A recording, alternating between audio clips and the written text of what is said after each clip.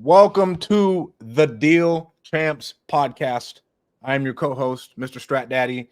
Dino's son turns 8 today, or Mr. Captain America's son turns 8 today, so he's not going to be here today.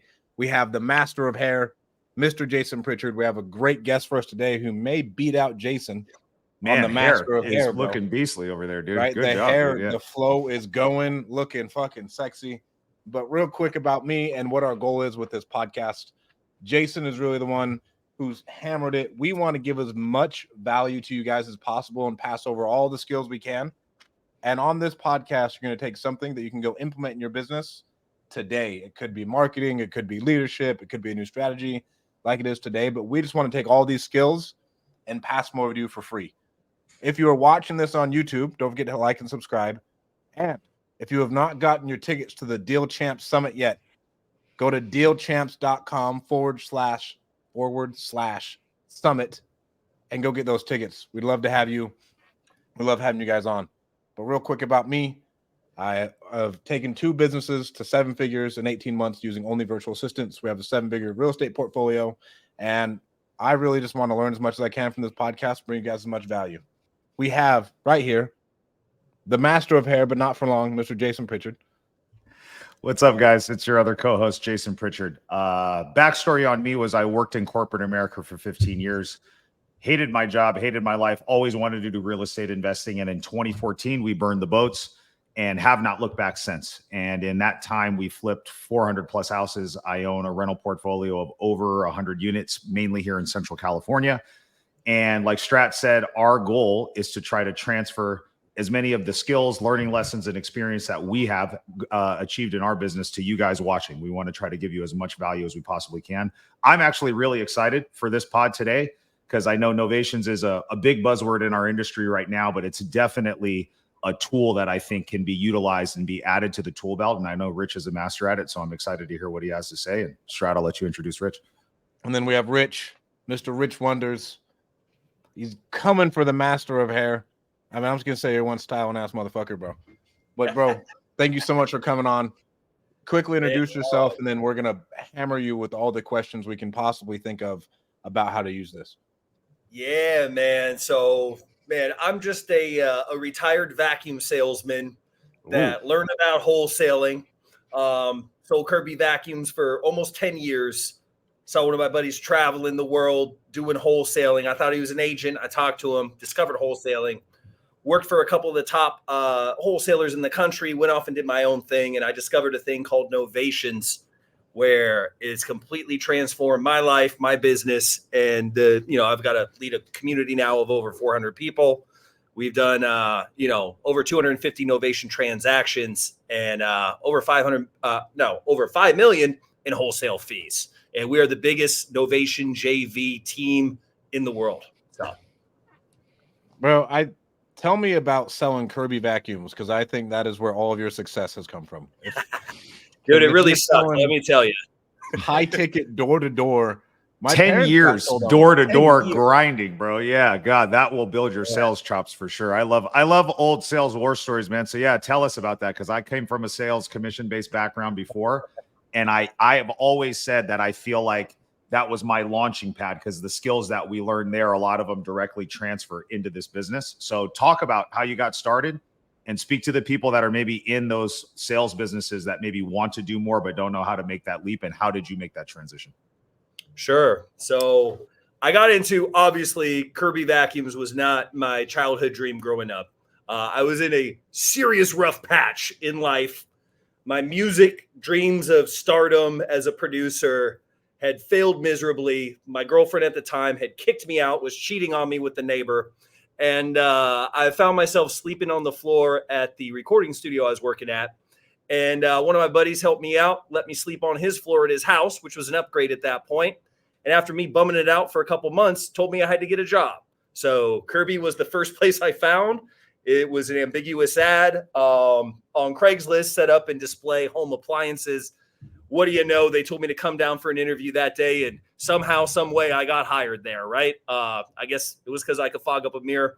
But it ended up being a amazing blessing, because the guy I worked for really ran a tight ship, and he made millions of dollars.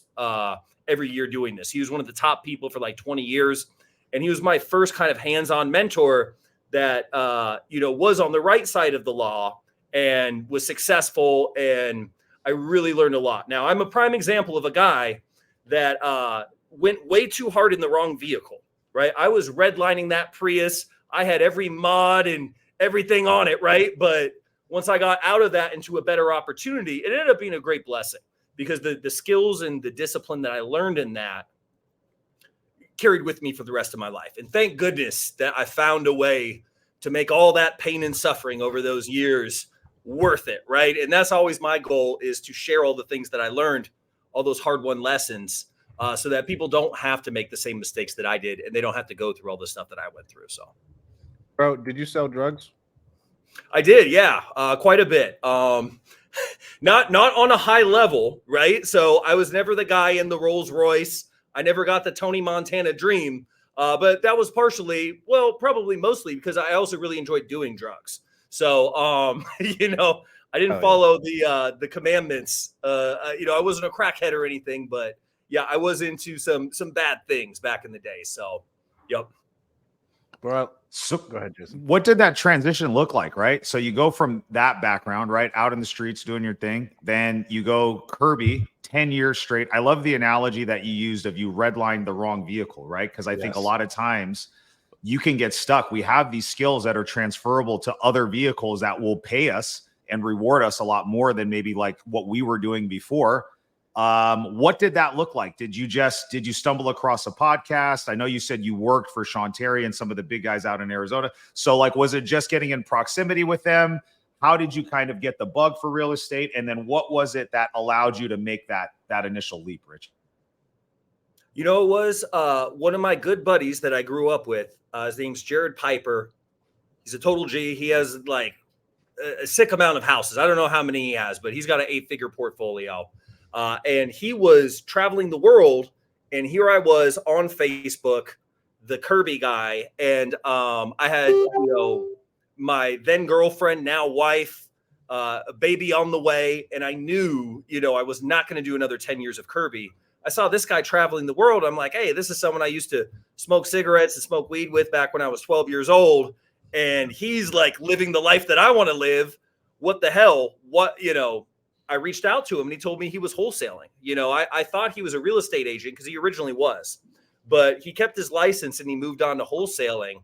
And honestly, that was the pivotal life-changing moment, because if I would have just came across a podcast or an ad, I never would have bought into it. I was way too skeptical. I thought everything was a scam. Everything was BS. And that's what kept me with Kirby so long, is because I knew my boss was rich. Like, he had a $350,000 pool, right? And he went to Hawaii all the time. He did all the things that I wanted to do. So I latched onto that because I knew it was real. And then when I saw my buddy doing it, him telling me about it, that was enough for me to believe that it was possible for me.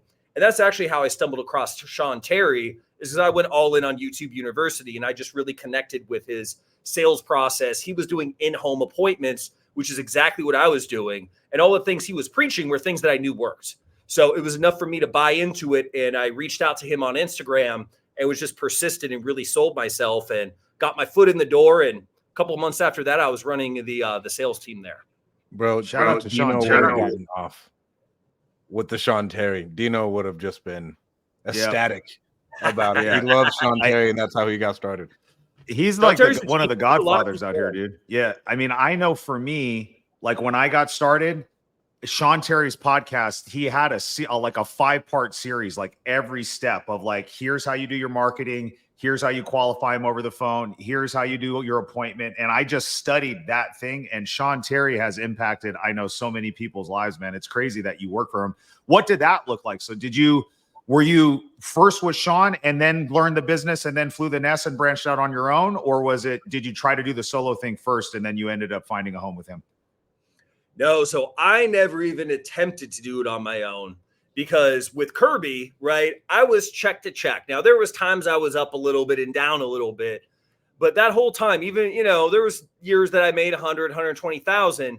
I never really had more than maybe $10,000 in my possession at one time, because it would come in and then it would go out. I had to feel like a little mini baller just to justify how crappy my work life was, right? So I had to, spend my money and everything and make it look good at least, right? So, yeah, I worked for Sean Terry for a year doing in-home appointments, all local in Phoenix. And then right before COVID hit, he had been speaking with Nick Perry, also a really cool dude. And he had a virtual model that he was kicking ass with. And there were some other people where virtual was starting to come around. And Sean decided to switch the office to a virtual model. And by divine intervention, it was right before COVID hit, where obviously the in-home stuff was impacted pretty heavy by that. Everyone was afraid of the end of the world or whatever. We did feel some pain initially when COVID hit, but it actually ended up picking up a little bit better. And I got to learn that process. Cause like when I started, I had like $3,000 or something. And my rent and bills were like probably like $2,000. And I had some little pity salary starting off. I think it was like $2,500 a month, which was perfect. Cause I was like, hey, look, at least we're not going to starve. Like, you know what I mean? At least we're not going to be out on the street. All figured out. My rent was pretty low then too. I want to say I was paying like maybe like $1,200 a month. We had a little crappy 1,200 square foot house. It was me, my girlfriend, her 3 and 5 year old who now I've raised. They're 9 and 12, about to be 10 and 12.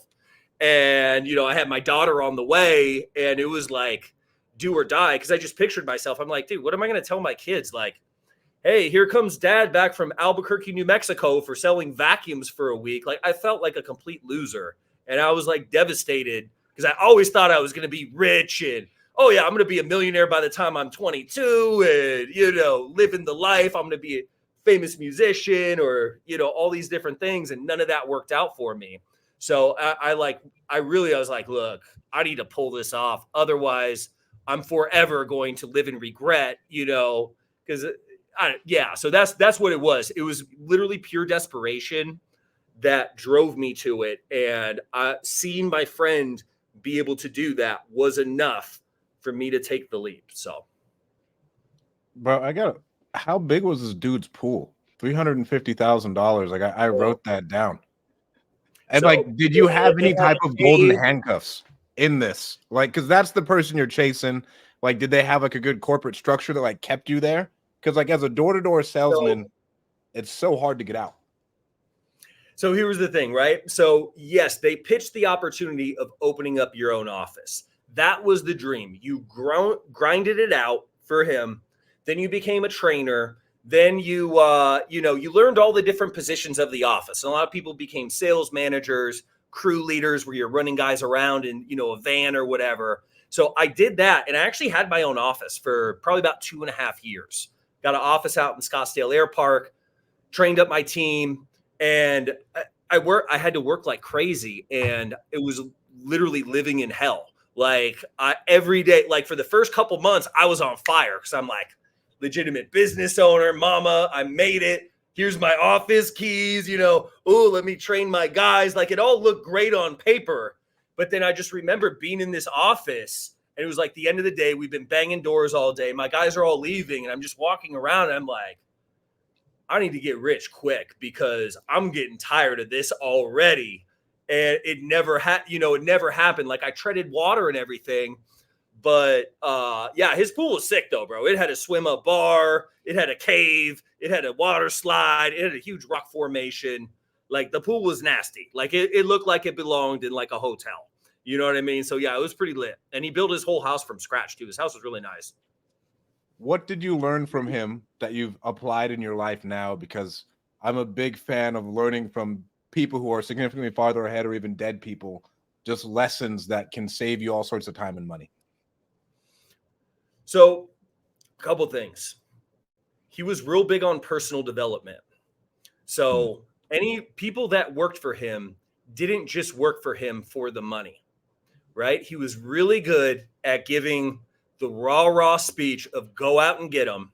Really big in taking people, because here's the thing, most of the people that joined there, they were down and out, right? And someone that's down and out and we worked 6 days a week, 10, 12 hours a day.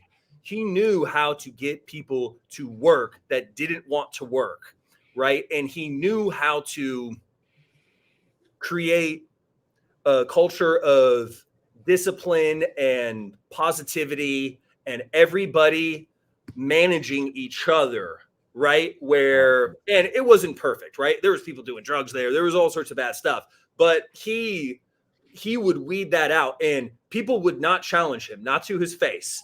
You know what I mean? The ones that did, it didn't end well for them, and it ended quickly. You know what I mean? So he ruled with an iron fist, but a lot of people actually also looked up to him as like a father figure, and he would loan people money. He would do different things where for a lot of us, right, myself included, besides my dad when I was a little kid, he passed away when I was 12. Like, this was the first like strong male energy that was a positive male energy that they had, you know what I mean? And he was really big on selling the dream of following in his footsteps, building your own office, being financially free. And you do that through hard work, dedication, and following a program. So they're really big on a program too. And that's one thing, that's probably the biggest takeaway, is we had one way we did things. There was one way. There was the right way, and then there was every other way. Because you have to, when you have people coming off the street that don't know anything about sales, I don't know if you guys know this. Kirby Vacuums, when I first started, it was $2,399. And when I left, it was like close to $3,000. Okay. And we're selling them to people that did not call in and say, hey, I'm really wanting to check out this latest model of $3,000 vacuum. Yeah. It was 10 times more expensive than the most expensive one someone could even knew about. Right. And we're selling to people that didn't want them. And most of the people we're selling them to, it was actually easier to sell them to like a working class person than to a person with money, with a nice house that had lots of money, because they were more skeptical. So it was funny, like the people that couldn't afford them wanted to buy them within like 30 minutes. And, we sold them on credit applications and stuff. We're like, oh man, they said yes that quick. Turned down, like we knew like their credit wasn't going to pass. But he had a way of doing everything that was very structured. And I'm a firm believer in that. And that's one reason why people in my community and also my team members have had that success, is because I'm a firm believer in finding the best way to do it and then repeating that over and over. And if you find a better way, make that adjustment, right? But having that structure, then when things aren't going right, you know how to correct it. But if everybody's doing their own thing and cooking up their own recipe, then you have to try to decode all these different things, and it's not scalable, and it's not repeatable, and it's inconsistent. So what was your biggest takeaway from Sean? My friend, I think Rafael Cortez worked for him, and he said he was one of the like biggest action takers he had ever seen. Like, from learning something to implementation, he was like, bro, we'd learn something, it'd be implemented immediately, and then he'd go tell the world about it. And he was like, it would happen in an instant, which I think is a very, very underrated skill in entrepreneurship. Yeah, I learned a whole lot from Sean. The thing that I really liked about Sean was his spirit of, he genuinely wanted to see people win, and he genuinely wanted to help people. And I saw that. And he was a lot more active on social media when I was working for him, right? So seeing that's part of the birth of Novation King, was watching Sean and admiring him, you know what I mean? And seeing, like, because people like would go nuts, like when he would have things at the office, or, we'd be at events and stuff. People would come up, man, Sean, you changed my life. You helped me so much. I thought that was the coolest thing in the world, to like leave this trail of people that you've helped make their life better. Like, I'm one of those people too. Me and Sean didn't always see eye to eye on things, you know what I mean? But I will never like publicly say anything, or privately say anything bad about him, because he really gave me my start in wholesale, and the opportunity that he provided has helped make me the person that I am today. And I got so much experience in those 2 years, and being able to, go to him when I had problems and advice. Like, some of the things that he taught me are still things that I do. You know what I mean? Because the thing was, it's not that there's a lack of advice out there. It's there's so much noise and so much conflicting advice.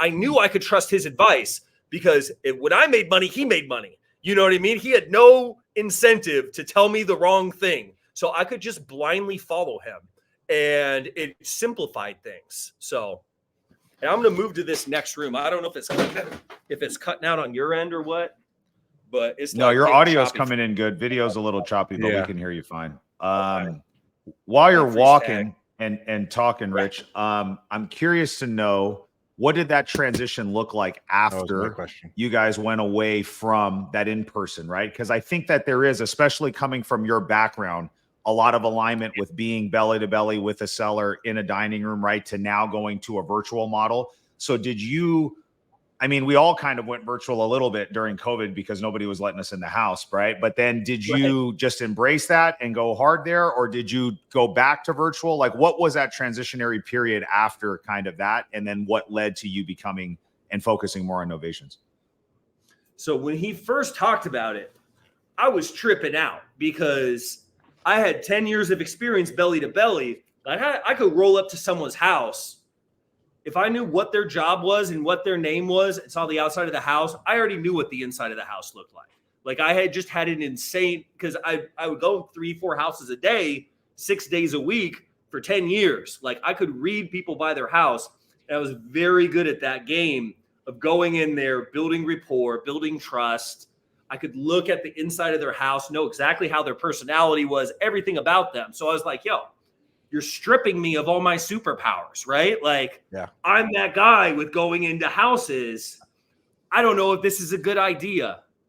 Oh my gosh, though. How grateful I am that he made that decision. Now you couldn't pay me enough money to go into someone's house and close the deal. I do everything from my crib, wherever that may be at the time, whether I'm back in Phoenix, whether I'm on vacation. The freedom of being able to be on the phone is unbeatable. And the scalability, I can talk to so many more people. I was tripping out though. I thought he was making a big mistake because I'm like, I'd worked telemarketing jobs before and I hated it. I'm like, yo, I hate being on the phone. Like, this is boring. This sucks, you know, especially in an office. You know what I mean? I'm like, no way. But to think like if I would have like left and never learned that skill, my kids would be seeing me so much less than they see me now. And I wouldn't have the freedom of location. I wouldn't have the freedom to travel when I want. And, you know, you can also get low hanging fruit when the whole world is your marketplace. You know, we've got deals all around the country now. Like our deals, you know, are all over the place and the most random places too that you've never heard of, some in big cities. Like we just take them as they come because with our model, we have a really easy way to monetize them. You know what I mean? As long as we can lock it up for the right price and evaluate it correctly, but we have systems and processes in place for that. So talk about the new model. Obviously, innovation is a big buzzword right now, especially in our industry, right? You see more and more people doing it, but there's lots of different questions, variables. Like I'm a licensed agent. A lot of people on my team are licensed. So inherently, when you're coming from the agent side, I think there's additional skepticism of putting properties on MLS, right? When you don't have that license. So I guess the people that maybe are watching that are not familiar with what a novation contract is, give like maybe the lay person's terms of like how you would define that, right? And then just talk about how you're structuring your deals, why you like novations, and I'm sure we'll dive in from there for more. Yeah. So think of novation as like wholesale, right? It means different things to different people. And there's a bunch of different ways to do it. Now, the way I do it, we call the rainmaker method. And a rainmaker is someone that takes key elite players together and puts them together on a project. So, you know, with wholesale deals, typically you're looking at a property that's in desperate need of repair or upgrades, and you've got a seller that's in a sticky situation. Okay. Now, when you're marketing for motivated sellers, you come across people where their house is somewhere in between the spectrum of barely livable and fully remodeled, where it doesn't necessarily fit into that model of 50 cents on the dollar, off-market cash buyer, quick and easy turnaround, right? It's somewhere that falls in between there. So with this strategy, we promise the seller a net price. We let them know we're going to be selling to a third party and we earn our fee from the buyer. We give them what we call a hands-off white glove experience where we deliver the result on a silver platter. We use our resources, network, and expertise to handle all the hard work behind the scenes, and they can just sit back and collect the check. Now, basically, we get them under contract at a net price. We then go and interview all the agents in the area that have sold recently. We get their opinions on the property, and we find the best one, and we hire the agent to list. Okay, and the seller signs a document that allows us to hire that agent. So we're then the point person with that agent. We'll help the seller move if they need it, if there's some cleanup involved, if there's some minor repairs. Now, we don't try to do value adds, but if there's a huge pile of trash in the backyard, I'm going to pay $500, $1,000 to get it out of there because it's got to go anyways, right? So normally it's less than $5,000 that we spend, but it isn't uncommon for us to spend a few $1,000s, right? But I keep my risk relatively low. And then basically we can sell to retail buyers that are using loans. So we're solving the issue of the people that have a personal situation that prevents them from going the traditional route, either because they can't or they just don't want to. And they're willing to take a discount on the home, but it doesn't fit into the off-market investor-only box, right? It's kind of like this big spectrum that's outside of that box, but they still have problems to solve. So it's all about certainty, peace of mind, and a hands-off experience. That's the core things that our sellers are looking for. So that's what we try to over-deliver on, because they do see how much money you make. They sign the buyer's offer. We get paid through an invoice through the escrow company or, closing attorney, depending on the state. And, we make sure that our sellers leave happy because that's the most important thing. Because we get 50, 60, 70, 80, 90, $100,000 on some of these deals. So the seller really needs to be happy when it's all said and done. So it's a more service oriented and there's more moving pieces, but it can be extremely profitable because there's not a lot of competition. There's not a lot of people that can pull these deals off. Bro, you don't do any rehabs? Because our friend Trevor does it, and I think it is the craziest thing ever. Yeah, invest with Trev goes hard. He's got a lot stronger stomach than me. Yeah. No, he does full on rehabs like all across the country. He's an animal. Love the dude. I hung out with him in San Diego a couple times. We happened to be in Vegas together and we kicked it and chopped it up. That's my boy for sure. But yeah, no, I don't do what he does. We do two different models. I do what he does minus the rehab. So we're on like a 60-day timeline normally. Takes us about 30 days to get everything together and sell it. And another 30 days once we have the buyer under contract for the lenders to do their thing. So go over like your pitch real quick. I'm a seller. What are you telling them?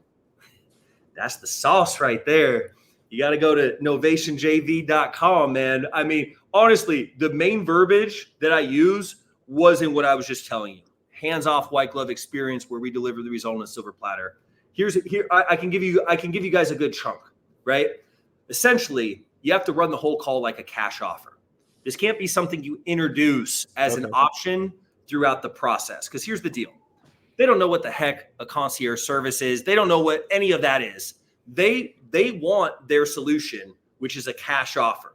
So you have to eliminate this false expectation that they have that they can have their cake and eat it too. They want the convenience, certainty, and then they want like a normal price or something close to it, right? And then you've got all these newer wholesalers that either, are struggling to run their numbers correctly, or even bad actors that literally promise them whatever they ask for with the full intention of going back and retrading, renegotiating.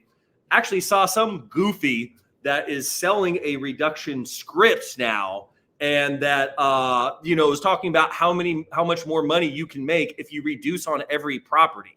I was like, this is the goofiest thing ever. Yeah, like, no. I can't believe people. It's hard. I've had to go do it on some deals, but it's like my absolute last option. And it's because I told this person this is my word, and I want to stick to my word on it. Because I do know some people who will lock it up with full intentions of gutting them within a certain amount of time. I think that's just their business model. Hey, look, that's between them and God. Like, all I'm saying is I don't want that karma following me around, right? Because it's taking advantage of someone that's in a vulnerable situation. Because if you wait long enough, the longer you wait, the more vulnerable they are, and the more painful it is going to be for them to restart. And if you put your foot on people's necks like that, I don't see people like that normally last long. And it may not be anything directly related to the business, but something bad stuff always happens to them. You know what I mean? So I just pray anyone that's doing that as a model, they repent, they change their ways, because if you get really good at negotiating and evaluating properties, you don't have to do that. That's a crutch for not being able to properly negotiate in the front end, because we get big fat rips and we almost never have to retrade. And if we do, it's normally because of some new information that we weren't aware of. And sometimes the seller wasn't aware of. Every once in a while, they'll hide stuff. But we do a lot of due diligence on the front end too. Like we'll have our realtors go out there before we put it on the market. We need to have like a 90+% certainty that this deal is going to sell and it's going to sell quick. Because these are not throw spaghetti at the wall situations. Most of these houses are occupied. Because think about it, if the house is vacant, they don't really need us that much normally, right? Maybe there's some certain personal situation that prevents them, but most of these are vacant, or I'm sorry, occupied. So Rich, give us just the broad strokes or maybe the 30,000 foot view of this process, right? So we go there, lead comes in, we're talking to them. And I heard you say like on the appointment or on the initial call, we're presenting it like a typical cash transaction, right? Eventually at some point, we're going to pivot to a novation option. Once you get the seller on board, you give them their pitch and then they're doing it. I heard you say something about there's a document or a piece of paper or something that they need to sign, right? Can you give us some insight on like what that is, what that does, how that protects you, and what's the point of having them sign that particular document? So there's 3 main documents that we use when we send out the initial paperwork. Okay, we've got a purchase and sale agreement that has language in there that explains we intend to resell to a third party. We're able to assign it. And, we literally, part of my closing process is us go through the contract paragraph by paragraph, explain it to them, a lot of them come with little short third-party stories or a summary. Because look, here's the deal. A motivated seller, especially if you got the gift of gab, you can get them to sign anything and they're probably not even going to read it. But the problem is going to create problems because you need their cooperation. And if you haven't won over their heart and mind, when you try to hold them to the paperwork, they don't care about the paperwork, right? And if they don't like you, the paperwork is meaningless. And if you have their heart and mind, then, also the paperwork ultimately is meaningless anyway. I'm not suing sellers. I've never had to take one to court. I've never even had one threaten to sue me. If at any point someone doesn't want to work with me, right, I already know that I made a wrong turn somewhere. So we've got the purchase and sale agreement. We have what's called the attorney in fact, which is an authorization to sign listing docs. That's what we use to hire a realtor. It's just for that. We don't sign the buyer's offer, and I don't recommend signing the buyer's offer on behalf of the seller. It makes you look like a scam. And if you do enough deals like that, you will run into lenders that are going to blow up your deal. Okay. And people do deals like this and they get away with it. And we did too. That's how I was originally taught, is we signed the buyer's offer. But, I almost lost $100,000 when several deals at one time, the lenders suddenly didn't want to play nice with that anymore. And it became an issue. And there's not really a good time to lose a deal. And I think really the reason that we did that is we were afraid of them seeing how much we made, because back then we weren't serving them the way we do now. We were treating it like a wholesale deal, and we thought we were slick doing it behind the scenes. Like they knew we were selling to third party, but we weren't going out of our way to provide actual tangible value or give them a 5-star experience. And that's the key thing, is you need to give them a 5-star experience. And then that's what's going to make them leave happy. And you have to go out of your way to try to serve them any way you can and add value to the transaction any way you can. Part of that is getting the price low enough so that you're certain it can sell and you can sell it quick, because you don't squeeze every penny out of these. You need to move them quick. That's why they're coming to you, is they don't want to sit on the market for 3 months. And I also see people sign like 6-month novation contracts. I'm like, what are you doing? Like, bro, like, is this the only deal you think you're ever going to get that you need to sit on there for 6 months? It's like, look, either negotiate low enough so you can sell it fast or move on to the next lead. But don't have these sitting around on your board so you can talk about you've got 50 deals going right now and like half of them are like old, you know what I mean? It's like, dude, I know this because that's how it was. Like, when I first started Novations, we had this big deal board up on there with all these deals. And hey, look at my deal board. Look, guys, we're crushing it. It's like, this one's 5 months old. This one's 3 months old. This one we're making $5,000 on. And it was like a bunch of boo-boo up there. It's like, dude, that ain't it. You got to get them low and move them quick. So Go ahead. What was the third document, Rich? So I heard purchase and sales agreement. I heard attorney in fact, and then I thought you said one more and I might have missed it. Yeah. Then the novation and indemnification agreement. And this we give to the title company. This explains that the sellers promised this and that amount.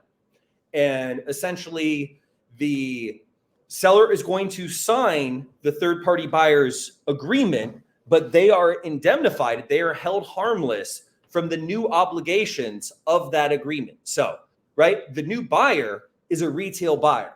They're going to use a state realtor form, right, or contract, right? So there's commissions, there's closing costs, there's repairs, there's contingencies. There's all these new obligations that aren't in our original contract. And this basically outlines that we're going to inherit those and indemnify the seller from those new obligations. Even though they're signing that offer, this agreement supersedes that, and they're not held liable for that. So commissions, buyer repair requests, closing costs, all that stuff comes out of your end, your fee that you're making, and the net price that you guys agreed to with the sellers, all what they're walking away with. Yeah, that's correct. So their only obligation is any pre-existing debt, any taxes, or any liens on the property. Anything to have to do with the transaction itself, we cover it all. Nice. Bro, have you ever had any of your invoices refused at the closing? Like by a seller? Yeah. No, not yet. Knock on wood. No, and I've only had a couple sellers get mad, and it's always when the deal takes too long. And I had one. So I did have one seller retrade and try to play hardball with us. But this is a deal where the buy, it wasn't even our fault. The buyer and the buyer's lender were taking forever, and they were having to make these mortgage payments. And we offered to make the payment, but they refused to take it. And I think they knew what they were. I don't know. I don't want to put this on them, but I think they were trying to play the game when they saw what we made. It wasn't one that I handled personally. It was one of my guys that did this one. And maybe there was a lapse in communication at some point, but the buyer went and like bought some stuff right before the deal was supposed to close. And then they had to find a new lender. And then, we did end up giving the seller like an extra 10 grand, but it never happens in the course of a normal deal. It's only if it goes too long, then they get pissed off. So I heard you say a couple things. One of the things that sets you guys apart, Rich, is that white glove service, right? Making sure that the seller is taken care of throughout that process. So two things. What are you guys doing as part of that white glove service? What can you share about that? And for like the agents out there that are listing it, at that point, once you guys are set with the seller, all your documents are signed, you hand it off to an agent. Is it just like a typical listing experience for any project that goes on there? The listing agent is the one that fields all the calls, sets up all the showings and do that? Or are you guys kind of running interference between the agent and the seller because they've got rapport with you guys? So for any non-emotional type thing, so for example, like the mundane, a showing, things like that, typically the agent's communicating directly with the seller. Now, we set expectations with both the seller and the agent before we get them in touch with each other. But the seller, since we are promising them a hands-off experience, they're not involved with the decision-making process or any of the play-by-play. And we explain that to the agent. We explain, hey, look, here's the situation. I'm the attorney in fact. The seller's going through a personal situation. I can't get into the details of it just out of respect for them, out of their confidence. But basically, they're not in a position where they're wanting to deal with the day-to-day activity of this whole process. They've entrusted me to handle this for them. I promised I would be their point of communication to kind of shield them from the stress of dealing with all this. Now, and a lot of times too, the showings will be automated. Like they'll use like Showtime or whatever the app is, right? But we are the seller's main point of communication, and the agent and the seller typically are not communicating throughout the process. We do shield them from them. But here's the big hack is you got to get really good at finding the best agents. Because if you can get that part right, the rest of the transaction is super easy.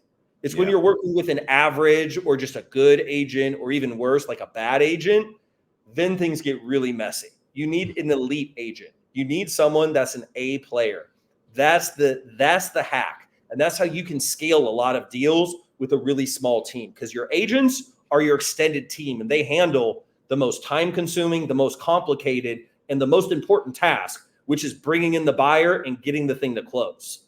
And if you have the right agent, you can lean on them at every step of the process, and they're like your trusted advisor, and they just give you all the facts and then you make the final decision. but almost always I go with what they recommend. You know what I mean? That's assuming I have the right person in that seat, because that's what I pay them for. You know what I mean? And the 3% that they make is the best money you'll spend on the entire deal. And it frees up your bandwidth, because we make 10 to 20% of the total price on these deals. And it takes way less time to get them under contract than it takes to get them sold. So it's a no-brainer on the ROI of your time spent of having great agents sell your deals rather than trying to hire someone to do all that for you. Like, a non-agent, like an in-house dispo person, they're never going to be as good as a local agent ever. Because a lot of these people, they've been doing it for years. You know what I mean? They know the area, they have connections, the vendors, everything. Like, there's so many upsides to working with a great agent. It's pure foolery if you don't, and it's just from a lack of experience. So anyone that doesn't do that, I just know they haven't done that many deals. Bro, what does a good agent look like? Like, when you say like a kick-ass agent, what are the questions you're asking them to qualify them to make sure that they're a killer? Oh, that's getting into the sauce too. I can give some tidbits though. Okay.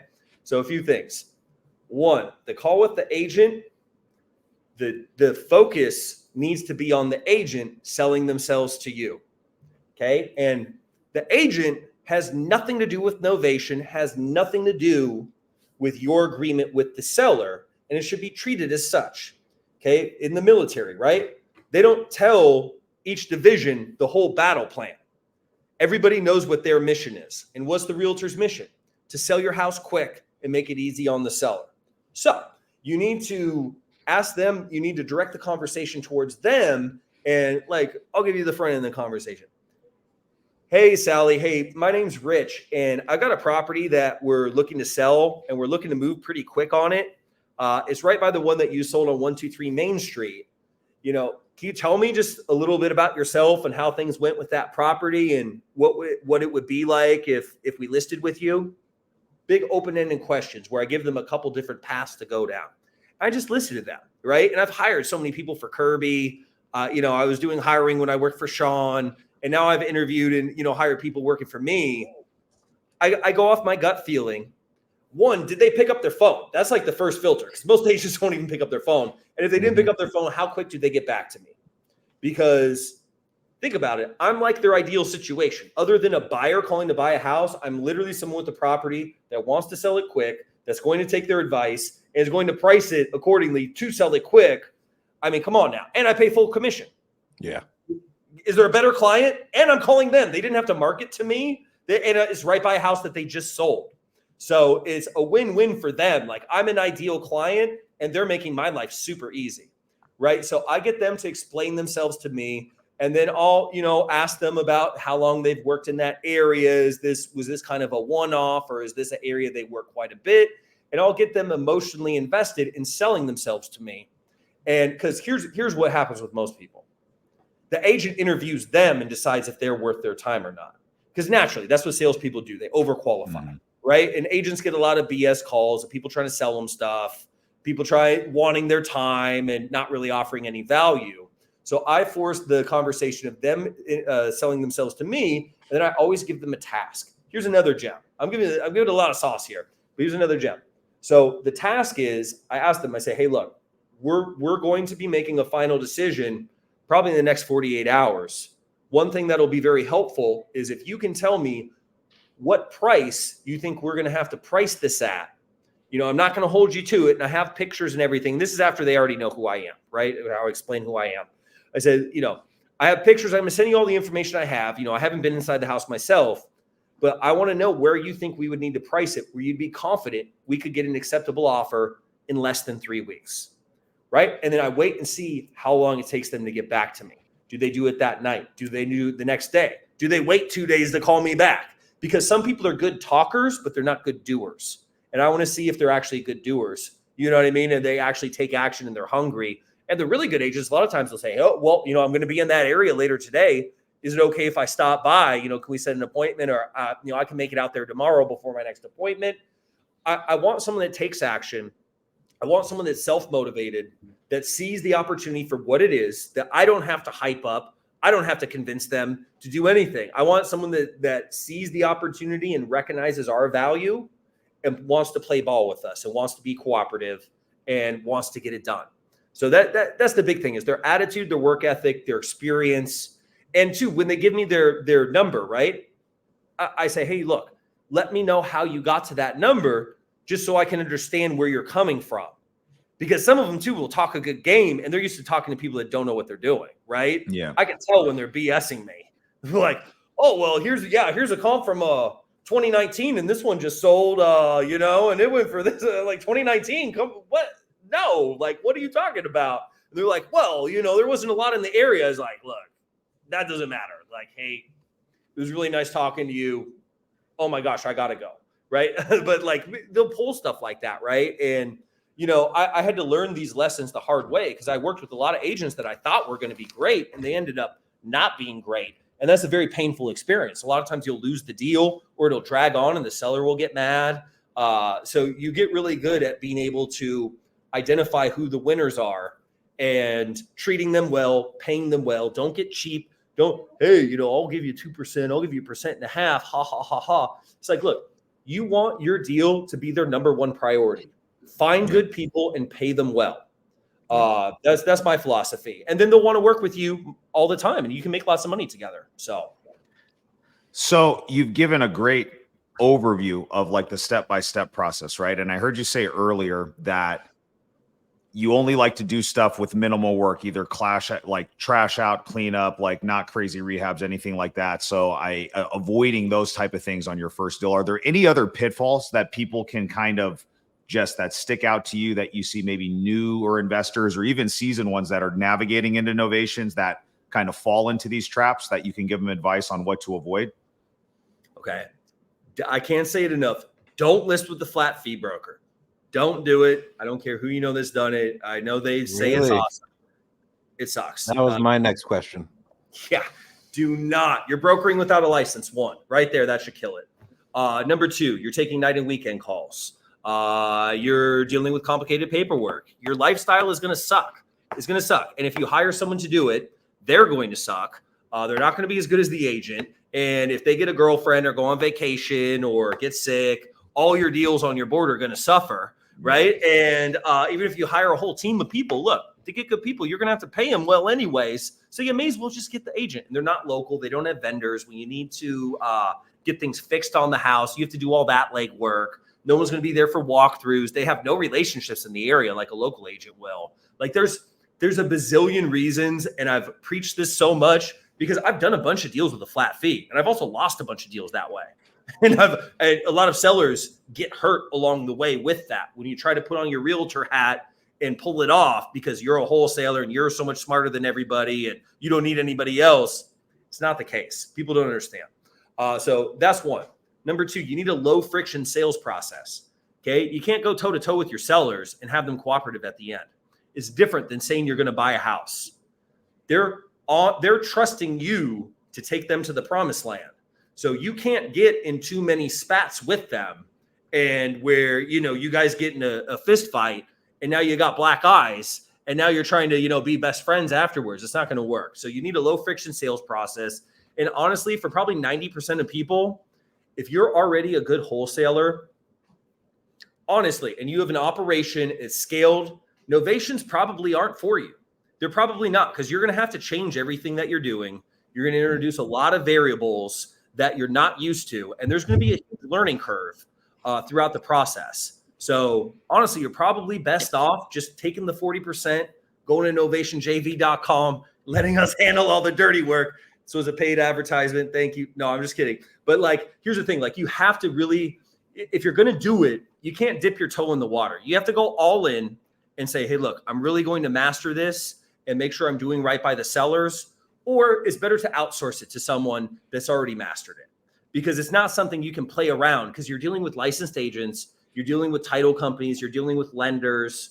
It's a complicated process, and you have a bigger responsibility to the seller than if it's a vacant house that's all jacked up. You know what I mean? It's like, hey, look, if that doesn't sell and it's a landlord, it sucks, but no one's life was ruined.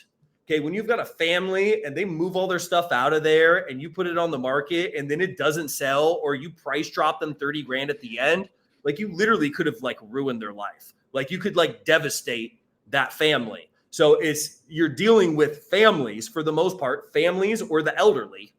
And you don't want to screw over anybody, but especially the most vulnerable people. You know what I mean? It's a bad idea. So it's good if you're going to get into it.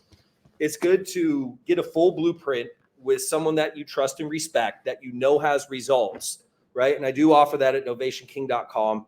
But or either do that or just JV with someone, and then you can focus on the types of deals that you already know how to do. Because to learn all this, it's same with us. Like I know how to do creative deals. I can do like sub 2 deals. I've probably done maybe like 15, 20 in like, 5 years. I tried doing a couple, in the last 6 months. And I was like, this takes way more time. It's way too much work. And we didn't make that much money. I'm like, dude, I could have done like three deals that I'm good at in the time to do this one deal and made like 10 times the money. I'm like, dude, okay, guys, from now on, we don't do creative deals. We're going to pass them to one of my boys that's all they do. Let them have fun with it. Maybe we can get a little piece of it or whatever. You know what I mean? But it's like, the juice ain't worth the squeeze. So you got to decide if you do want to go all in on it. Just realize it's not as simple as adding a couple clauses to your contract and watching a couple videos. So what does that JV process look like for you guys, Rich? So if somebody's watching this and is like, hey, you know what? I don't really want to do that. I'm already got my core business kind of dialed in. I'm comfortable in my lane. Is it as simple as, hey, we've got this lead. We feel like they could be a good Novation option. We pass the baton to you and you guys run with it and do the work, or do you involve the other person? Like what should somebody expect if they reach out? Is it is there a template that you follow on everyone, or is every deal different? Yes. So we ask the JV partners before they submit the lead to do just a few things for us. So we don't want just raw leads. We don't have the bandwidth to deal with that, right? We're not like lead managers. We're not acquisitions agents. We're looking for opportunities. So you need to first go through a discovery and an anchoring phase with them. Okay. And these two phases, for Novations in the Rainmaker program, there's 3 phases: discovery, anchor, and deliver. So the discovery phase is a low friction process. So identifying these deals is easy. The house isn't messed up. The house is livable. It'll pass for a loan. Boom. Not a wholesale. Could be a Novation, right? So you need to gather all the information about the property condition and also the seller's situation as much as you possibly can, and take detailed notes. The better we can understand them, the better we can serve them and deliver a perfect solution. So that's step 1. Step 2 is to price anchor them by going over all the cash sales in the area with them and showing them what a real cash offer looks like. These are houses that closed cash, and there isn't like a magical in between of, okay, your house isn't remodeled and it isn't in shambles, so we're going to give you a 80 cents on the dollar offer. That's a cash offer. It's either a low cash offer or you're going retail. So we want you to set that low anchor with them, but leave the tension on the hook where you're not actually giving them an offer, where you're letting them know, hey, look, I don't know what the final decision is going to be on the offer. This is where the cash sales are coming in. I have been wrong before. Let me get back to you once we have a final decision. So you leave them waiting for a final decision, and you give a little glimmer of hope. Then from that point, you submit all the details to novationjv.com. Myself or one of my teammates will reach out to you, the wholesaler, and go over the details. And then we pass you the warm handoff script, where literally you can read this script to the seller with us on a 3-way call, and it passes the baton over to us. And then we start our sales process back over in the discovery phase. And then we take them from A to Z from there. So for the JV partner, once they do the warm handoff, they're out of, there's no more work for them. Like, we'll come to them when we hit checkpoints. And then when it comes to spending money, we either split it 50-50 with the JV partner, or I'll pay the full amount. But then at the end, at the close of escrow, assuming the deal goes through, I want my money plus my money again. So if I spend like $2,000, I get $4,000 off the top, which $2,000 to reimburse me, $2,000 to account for my risk, right? Because if the deal falls through, I'm not trying to get my money back from the JV partner. Like, my money's gone. It's a low risk, but some people, when they do these, they're skeptical in the beginning. They don't want to put any money into them, or maybe it's just not part of their model to be putting money into stuff. And I say, hey, look, I'll pay for the whole thing, but I just want my money and my money again, right? And we just let them know once we hit the major checkpoints. And then, of course, we have a JV agreement, and they get paid through the title company. So I don't collect all the money and then sell them afterwards. They get paid right when we get paid, just to keep things nice and clean. So how do you mitigate the risk of any out-of-pocket expense on like light rehabs, trash hauls, even if we're talking about a few thousand bucks across high volume of deals that can add up pretty quickly, right? So what are your biggest risk factors? Like the house not selling obviously is one, seller maybe getting squirrely on you and changing their mind at some point, right? Like what are the things that can cause a deal like this to blow up and potentially put any cash you've got into the deal at risk? Yeah, so the seller getting squirrely is going to be one big one. Not doing proper due diligence and having it not sell, which that's also going to make the seller squirrely.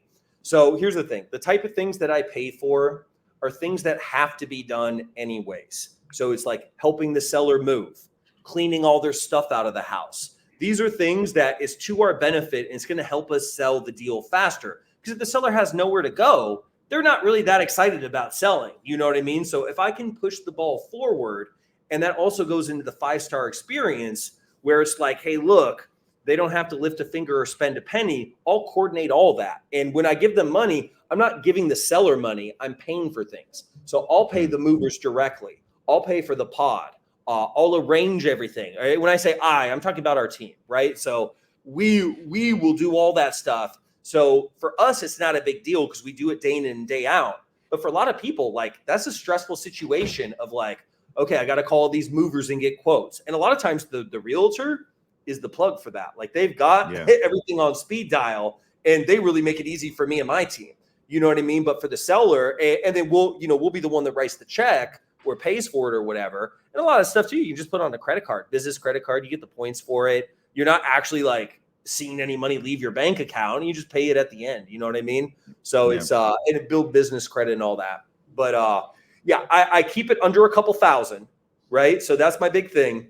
And I make sure that there's a high ROI on it, where it's something that has to be done anyways, or it's going to, like, for example, the house is filled with a bunch of junk.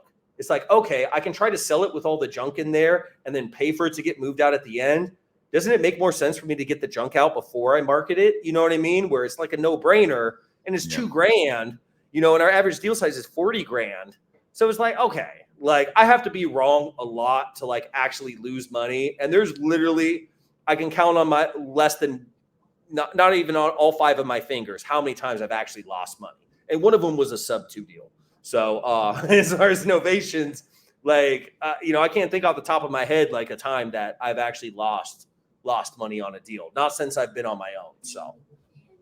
So if they send you one over, the one thing that would go into my head, like, how long is your sales cycle with these things? Because we've done JV stuff where their team wasn't capable of the follow-up, and then it would bounce back to us. And then when that person was ready to go, we'd have to send it over again. So like, how do you handle that?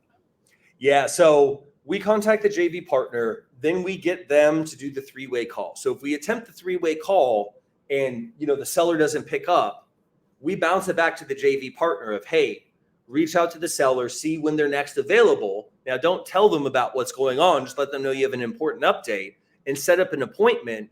And then, so there's different tiers too. Like I have lead managers and then I have closers. The lead manager's main job is reaching out to the JV partners, then connecting with the sellers and going through the initial discovery phase. And once they go through that, then it gets bumped up to a closer who's actually the one that's going to negotiate and lock up the deal.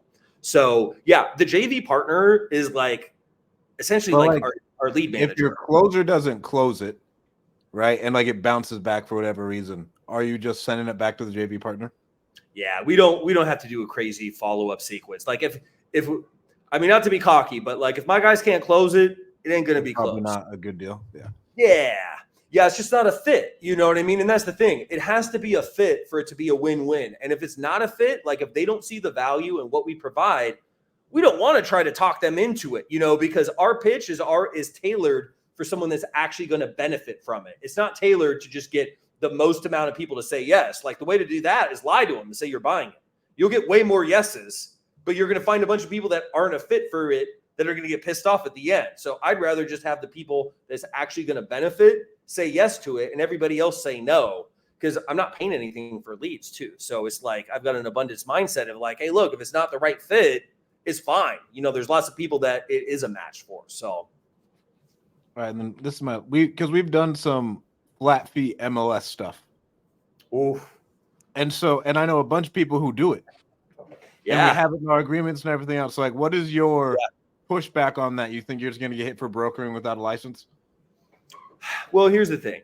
Okay. If it's a house that no one's living in and it's a wholesale deal, there could be an argument that it's a victimless crime, right? You're basically using the MLS as your own personal investor lift. Now, the thing that really grinds my gears, if you will, is when people do this with occupied houses. The issue is this, right? For me, it just makes so much more sense to a house like that. Why don't you just sell it off market? One, or two, why not just get an agent to do it? Now, if nobody's getting hurt, then honestly, look, I'm not the police. I'm not the FBI, and I haven't been a perfect angel my whole life. So I can't get on my high horse and say, well, it's technically illegal or whatever. If no one's getting hurt, hey, look, it doesn't really bother me. I don't really care. But the thing is, when you're doing it with occupied houses and stuff like that, me personally, I won't do a flat fee for anything. If anything, I'll get one of my boys to sell it. I have people that for $3,000, they'll put it all over Investor Lift. They'll take all the calls. They'll do everything. It's way better than me taking the bandwidth away from locking up deals to put it on a flat fee. Mm-hmm. But I'm just not a fan of flat fees because if it gets too popularized and too many people start doing it, it's going to create problems for everybody. So I'm kind of like an always or never type of guy. That's why I don't do drugs, because like I'm not the guy that does a little bit of drugs. Like I do a lot of drugs, when I do drugs. And that's why I don't gamble. Like stuff that is not good for me, I just don't do it all. I can't dibble dabble. I'm either all in or I'm all out. And with flat fee, I'm all out. So, but to use your own. You get what you pay for with everything in life, man. And I think that's I really like that approach. It's like, why not just pay 3%? Like you're paying 6, 8, 10, you know what I mean? And that's worth all the headaches that you're not going to have to deal with. And you get somebody that's good and dialed, like you were saying, that knows what they're doing. It's 100% worth that money. I think people, especially at the beginning, struggle with that, and they want to save a couple $1,000 and they're picking up pennies while they're stepping over dollars, man. So I like that advice a lot. So we had it as is. It's a piece of land, 2.5 acres in Flagstaff, Arizona, which is a town in northern Arizona. There's a college there. There's a ski mountain there. It's a smaller town, right? But there's a decent amount of people there. There was a trailer on there that was from the 70s that was missing walls. It was unlivable and it was unfixable. Okay. And this was a deal. If we would have wholesaled it, we got it under contract for 90. We probably could have got like $120 for it. You know what I mean? We listed it on the market with an agent that was local there that had just sold a property just like it a couple doors down with another crappy trailer. They sold it for $200K, and I saw that. I was like, ooh, let's call her. We ended up selling ours for $180, and the person that bought it, one, did not speak any English. Two, was not an investor. It was a guy and his brother that bought it to put their own mobile home on it.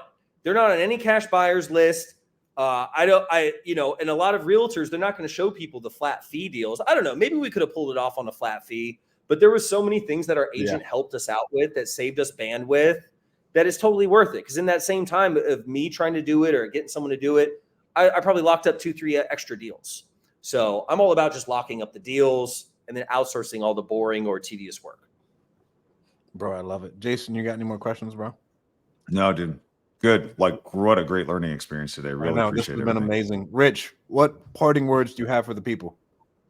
Dude, Jason, Strat Daddy, appreciate y'all. Look, everybody out there, if a former drug addict / drug dealer / vacuum salesman can make it in real estate and, hey, look, my life may not be the dream life for everybody, right? And there's probably people doing a lot better than me. But for me, I'm literally living my dreams.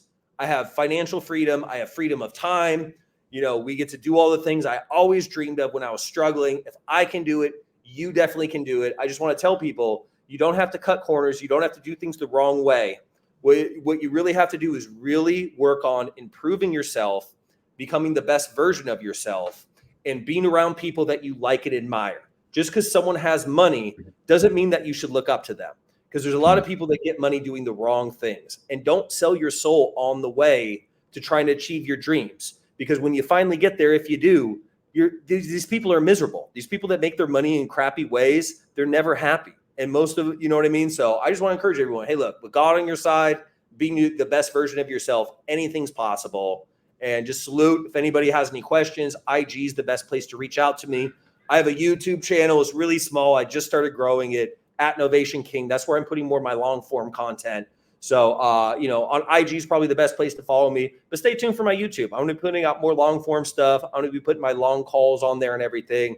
So you can tap in. Like, I want to just touch lives and help people live their best life and get out of situations where they feel trapped or stuck, or like they don't have choice, they don't have freedom. So I think everyone deserves to live in abundance. Like, there's more than enough resources in this world for everyone to get what they want. So, bro, I love it. Thank you so much for coming on. Guys, go give them a like, subscribe, go give us a 5-star review if you're listening to us on the podcast app.